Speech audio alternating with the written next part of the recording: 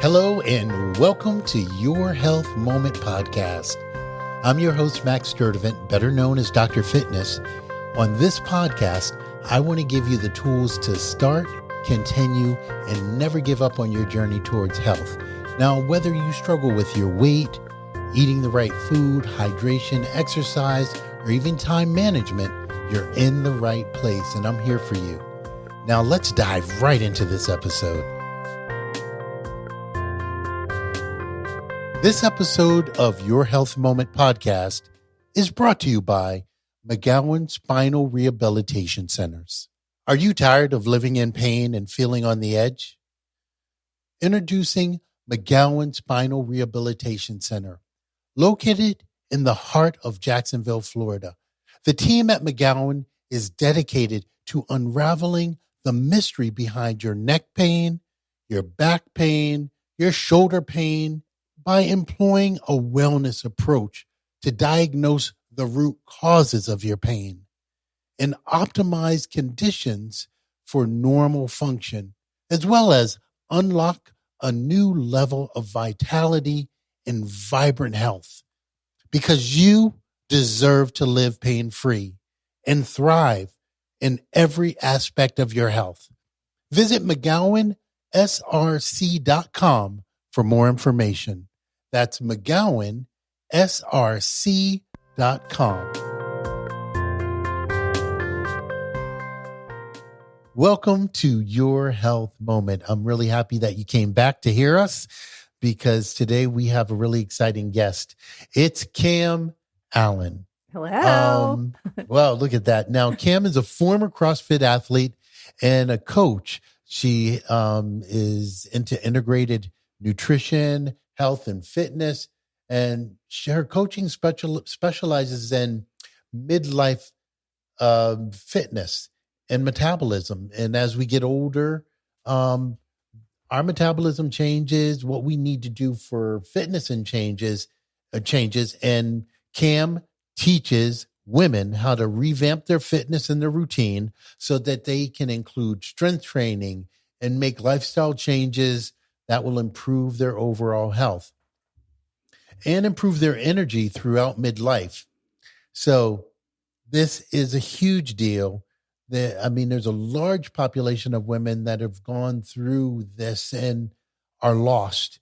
And when you have a trainer like me and most men, it's really difficult for us to properly support you because we can't really relate to a lot of things that are happening with the changes in your body. So fortunately for you, there is Cam Allen, and she's going to give us some information that's going to totally help you if you're struggling with this, to know what to do.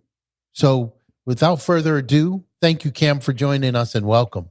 I'm so glad to be here. Yes. I feel like the menopausal stage of life is an underserved population, and most women go back to what they used to do when they were 20 and 30. And when they do that, it just doesn't work anymore. So it's like, what the heck's going on with my body? And why is my body changing so rapidly, even though I'm doing all quote unquote the right things? So I'm glad to be here. Wow. So what's been the history when it comes to midlife changes for women in their fitness that made you decide that this is going to be an area that you think it's really important to tackle? Yeah. So my story, I CrossFitted my way through my 40s. I left the classroom and I actually went through a separation and divorce. So I went through a lot of stuff in midlife, and exercise was my way to escape all the stuff that was going on in life. Little did I know I was exercising beyond my body's capability at the time. I was overreaching, probably undernourishing. I probably was undereating and overstressing myself. And at the end of my 40s, at age 49, I had a complete hysterectomy, which meant they removed my uterus and my ovaries, which means I was no longer making my hormones that were letting me do the things I was doing in my 40s. So one day I had hormones, Max, and then the next day I didn't. Wow. And so once I recovered, instant. Wow. Yeah. And so most women go through like to a 10 to 15 year like retirement party of their ovaries. And it's kind of like not so obvious what's happening. And then one day you're like, what happened? But it's kind of sneaky. My situation was like on and off And Wow. so I'm grateful for the situation. So I understand I very much understand what happens when we lose our sex hormones. Mhm. Did they prescribe replacement hormones for you? Well, the first 6 months, no. So no Oh, wow. Yeah, it was Mhm. really rough, let me tell you. So no progesterone because she said I did not have a uterus, so I didn't need it, which is false. And second, she gave me oral estrogen. So the doctor who did my surgery was not holistic thinking at all, and I really gave all my authority away to her, and I thought that this surgery was going to solve all my problems. And actually, it created a whole new set of problems and a whole bunch of solutions. So, Wow. I mean, what were the signs when you knew initially that, wow, there's something going on that I needed to go to the hospital? Were there warning signs that just bing, bing, bing? And did any of those signs have to do with your experience being a really great CrossFit athlete? I think Did you tie that in it? I think at the end, like there was an 18-month period at the end of my 40s and things were happening rapidly. I was diagnosed hypothyroidism, classic symptoms. I was always cold, dry skin, losing my hair, gaining unexplained weight, like caffeine wasn't working anymore, like all the things. That was like my first diagnosis. Other things at the end of my 40s, like slow recovery was certainly one, very strange injuries. If I went too far, I'd be exhausted. I was just tired. Like my recovery really slowed. And at the Okay. end of that, it ended up fibroids was the reason why I had the hysterectomy. And I thought Mhm. that was the only solution to fibroids, which is not true. But at that time, my limited understanding, that was the solution. Wow. Mm. And so since then, what is the understanding that you have today? Well, after the 6 months of not being on the bioidentical hormones, I started that. I found a doctor in my area that like heard me and listened to me. And that was a game changer for sure. And then since then, when I tried to return to CrossFit after having surgery and after getting on the right hormones and I was healed, for a minute, I thought, well, I just need to heal longer. Like that's the reason I can't do this exercise that I've always done. And it became very obvious that my body was dramatically different after menopause. It was a day and night situation. Wow.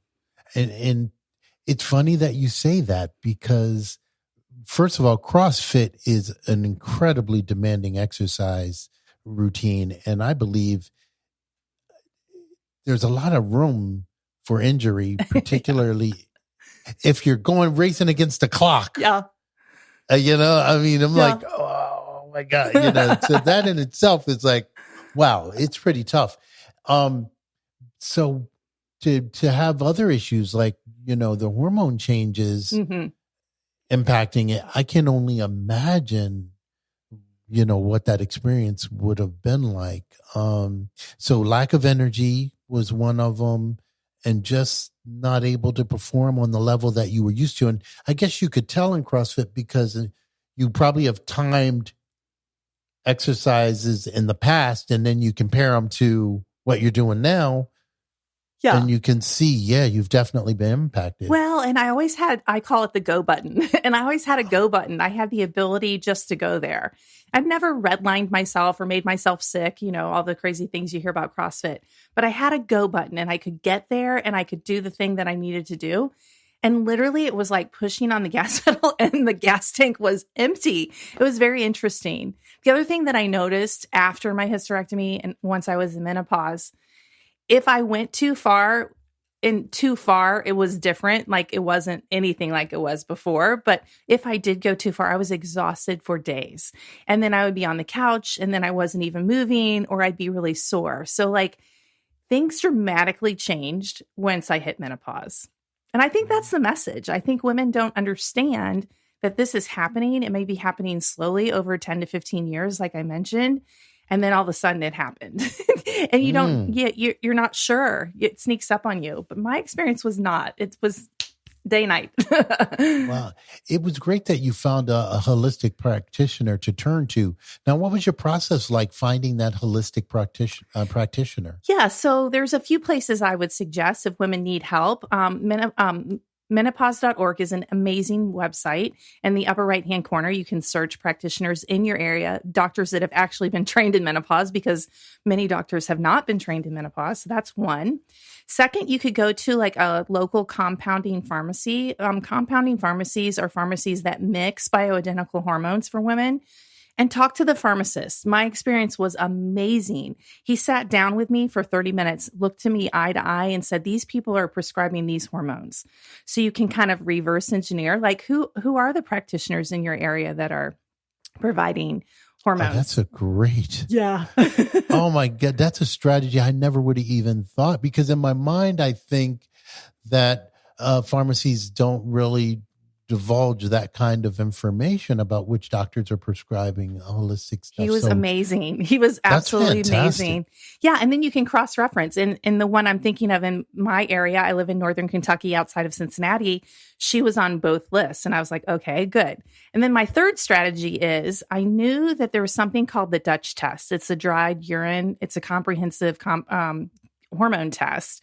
And you can also go to their website and who's been trained to read and understand these labs. That's another way to kind of like cross-reference. Who can I go see?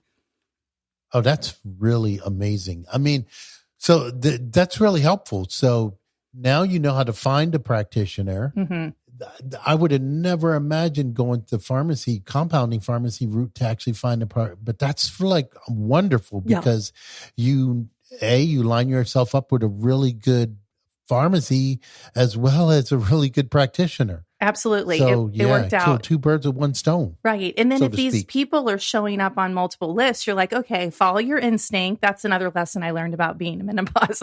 Trust your instinct that you really do know what's best for you. I gave all of my authority away to this really young doctor who did my hysterectomy surgery and believed that I could take oral estrogen and I didn't need progesterone, even though when she told me that, I just said, this doesn't feel right. And that's when I started my search. And I went back to school because I was like, I've got to learn more about this. Now that my body parts are removed and I'm in this new phase of life, I need to know everything I can about it. And so that's where I'm assuming you shifted to then begin really helping other women, because I mean, it's just not, the information doesn't seem to be as readily available as you would think. Yeah, absolutely. That's exactly what it was. So I tried to return to CrossFit when I was in menopause. It didn't work. So then I started writing my own programming. I had experience doing that. I've been in the gym for a long time. And it started working, and I was able to exercise again and not be exhausted. I felt confident and empowered and not frustrated and sad and all the other things that were happening before. Yeah, so that's exactly what happened. I made the switch and I'm like, okay, how can we exercise and support? I'm like, muscle is the biggest deal that you can do as far as, I'm sure you agree with me on this. Oh my God, yes. Muscle is your organ of longevity. And so how can we build muscle and not be exhausted and on the couch? That was trying to find the balance. Now, you've been a coach, you've been a nutrition, a health coach, and a fitness coach. Did you feel that there were any changes necessary to your diet as well once your hormonal system has changed? Yeah, I would say this is the way I like to explain it. So estrogen is a very protective hormone. It protects you against stress. It's anti-inflammatory. It helps you build muscle, all the things. And it's very protective. In menopause, you lose your estrogen. It's at its lowest level. So where you were on a mile-wide road and you could get away with the things that you did when you were 20 and 30 and it didn't impact you as much, it's a very narrow road now. When you're in menopause, the bumper lanes it's like a little tiny path. And so you really do have to watch as far as eating whole real foods is really important. Getting your micronutrients and eating enough protein, all those things that you could get away with when you were younger, you just can't get away with that anymore. If you want to live optimally, if you want to have energy and feel good. That's a great, that's a great tip. So tightening up on your food is just naturally one of those things that it's really important to do as you get older. Absolutely. And if you do it for a minute and then you step back into, eating something sweet for breakfast and you feel horrible all day, then you know what you were feeling like. You know the difference between, feeling really amazing and having energy and not. there are two hormones I like to say in menopause that we can control, and it's cortisol, like our stress. How are we thinking about stress? What is our plan for self-care? And the other one is insulin. So it's our food. How is our body responding to the food? Like blood sugar is a really big deal. So those are the two hormones I really like to help my people understand, and that you are in control of those things. You can have. Oh my God. Yeah. That's great. Now, when it comes to other replacements, has anyone, any of your physicians mentioned anything about different peptides that you may need? I have not explored that. No. Okay. Yeah. Oh, yeah. Yeah. I don't know about that. It's, there are different types of hormones, like growth hormone sometimes help, but Right. it was really neat though. But I'm sure your guys are like amazing. So this has been, I've learned a lot already Awesome. from spending this time with you. And I hope everybody else is picking up on all the really great things that I am. Now it's about sharing it. Have you finished a book yet that you're really getting out there into the world and doing this and sharing all of this great insight and information? Yeah. So a book is maybe on my list. I think I could tell a very humorous story about my whole surgery and going into menopause, but it's up here still. So what I offer to the world is I have a free week of what does menopause fitness look like? What does it feel like? What are the dial movers? And so I have a group called Move the Dial, and then I have a free Jumpstart Academy to get people started. Oh, I love it. Yeah. And they can do it online with you. And you take the course coach the course online? It's all recorded. So the reason why I coach the way I do, I don't coach in person anymore. I did for many, many years. When we're in menopause, we need more rest and recovery in the workout and the days between the workout. And so actually everything's recorded and you can go at your own pace. In fact, that's really beneficial to most women. I don't have to keep up with the instructor. So you can go at your own pace. Oh, fantastic. Is there anything else that we missed that you think it's vital that we share? I really want to emphasize the importance of having muscle. Do whatever it takes, making sure that you get your strength training in. My protocol, if you will, the Midlife Muscle Protocol, is strength training about twice a week, your whole entire body, both times, with extra rest between. So one thing that I notice, women that are doing Monday, Wednesday, Friday, that might actually be keeping them stuck. They may need to do Monday, Thursday. Those 2 days, not strength training, we actually need more time to recover in menopause.